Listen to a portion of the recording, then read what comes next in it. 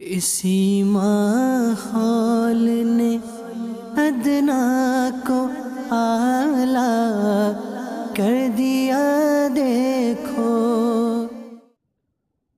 اعلیٰ حضرت امام اہل سنت کے بھائی مولانا حسن رضا خان علیہ الرحمہ، یہ مرزا داغ دہلوی کے شاگرد تھے۔ ان کی عظمت شاعری کا اس سے اندازہ لگایا جا سکتا ہے کہ رئیس المتغزلین حسرت موہانی نے ان کے شاعرانہ کمالات پر ایک مضمون قلم بند کیا جو اردو معلیٰ نامی رسالے میں شائع ہوا۔ اعلیٰ حضرت امام اہل سنت کو ایسے عظیم شاعر کی استادی کا شرف حاصل ہے۔ لوگ جس کے شعر اور جس کے فن شاعری کے نغمے اور گیت گا رہے ہیں، اعلیٰ حضرت امام اہل سنت کے شاگردوں میں سے ہے۔ امام اہل سنت کو خود بھی نعت سننے سے بڑی محبت تھی۔ آپ نعت کہا بھی کرتے تھے، آپ نعت کہنے والے بھی تھے، نعت سننے والے بھی تھے۔ لیکن نعتیں سننے میں امام اہل سنت ہر شاعر کا کلام سننے والے تھے، ایسا نہیں تھا۔ بہت محبت تھی اعلیٰ حضرت امام اہل سنت کو مولانا کفایت علی کافی علیہ رحمۃ اللہ الکوی سے۔ بہت محبت سے ان کے اشعار سنا کرتے تھے، اور امام اہل سنت مولانا کفایت علی کافی کو سلطان نعت کہا کرتے۔ آپ کی ایک ربائی جس میں آپ نے مولانا کفایت علی کافی رحمۃ اللہ علیہ کا ذکر بھی کیا، کہتے ہیں مہکا ہے میرے بوئے دہن سے عالم۔ انداز دیکھیے امام اہل سنت کے کلام کا، مہکا ہے میرے بوئے دہن سے عالم، یا نغمہ شیریں نہیں تلخی سے بہم، کافی سلطان نعت گویاں ہے رضا، انشاءاللہ میں وزیر اعظم۔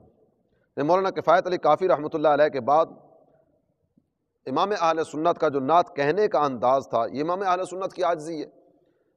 امام اہل سنت کا جو نعت کہنے کا انداز تھا، یہ بالکل منفرد انداز، اور نعت سننے کے حوالے سے جس طرح میں نے عرض کیا، تو امام اہل سنت اس کا ذکر کرتے ہوئے فرماتے ہیں سوا دو کے کلام کے کسی کا کلام میں قصدن نہیں سنتا۔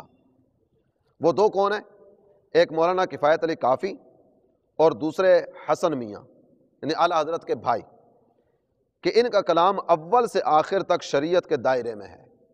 مولانا کفایت علی کافی فن شعری سے بھی واقف ہیں اور اصول شریعت سے بھی آگاہ ہیں۔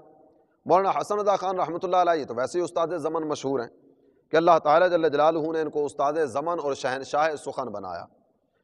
اعلیٰ حضرت فرماتے ہیں ان دو کے سوا کسی کا کلام قصدن نہیں سنتا۔ جب بھی جی چاہتا ہے کبھی مولانا کفایت علی کافی کا اور کبھی مولانا حسن رضا کا کلام سنتا ہوں۔ پھر ایک موقع پر آپ نے ذکر فرمایا غرض ہندی نعت گویوں میں ان دو کا کلام ایسا ہے، باقی اکثر دیکھا گیا ہے کہ قدم ڈگمگا جاتا ہے، اور حقیقتاً نعت شریف کہنا نہایت مشکل ہے جس کو لوگ نہایت آسان سمجھتے ہیں۔ فن شعری سے کوئی شغف ہی نہیں ہے، ردیف اور قافیہ اس کے بارے میں کوئی پتہ نہیں ہے، دیگر اصول شعری کیا کیا ہیں ان کے بارے میں ذرہ برابر ان کی الف بے سے بھی واقفیت نہیں ہے، لیکن پھر بھی ایک شوق ہوتا ہے شعر کہنے کا، اور جس وقت وہ شعر کہا جاتا ہے تو پہلا مصرع مشرق سے مغرب کی طرف جا رہا ہوتا ہے، دوسرا مصرع شمال سے جنوب کی طرف جا رہا ہوتا ہے۔ یہ انداز ہوتے ہیں شعراء کے۔